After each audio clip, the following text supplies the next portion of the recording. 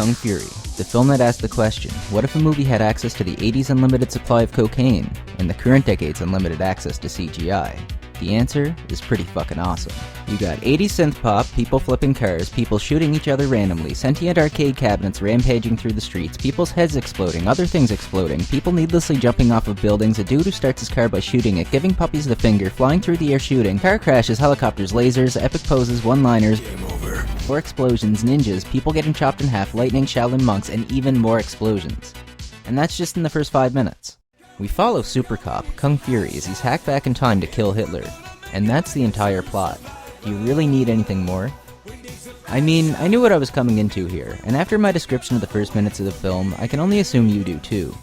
With character names like Barbariana and Triceratops, and a cameo from the Hoff himself, this film revels in being a tribute to pure 80s cheese.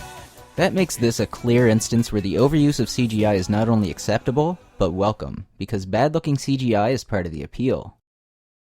So as a fan of 80s films and the decade in general, this was pretty satisfying for me, and the only negative thing that I have to say is that it was kinda short, only spanning 30 minutes. It left me wanting more, and that's not even really a complaint so much as an encouragement to make a sequel.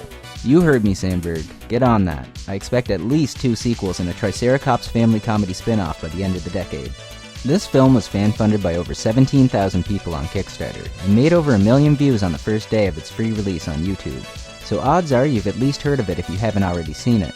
Just in case, I'll put an annotation to it, here, so you can check it out. I think it's great that we live in an era where a fun concept like this has an opportunity to be funded and distributed by residents alone.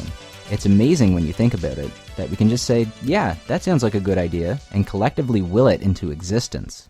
And here comes the fan funding plug. So I've been around for a while, and hopefully I entertain you a little from time to time. I generally try not to push fan funding too hard, because there are kids starving in Africa and a bunch of other more worthy causes out there. But this review is a good opportunity to let you know that if you do enjoy some of my content and want to help out, I put some links to my fan funding pages in the cards on the top right, so take a minute to check them out.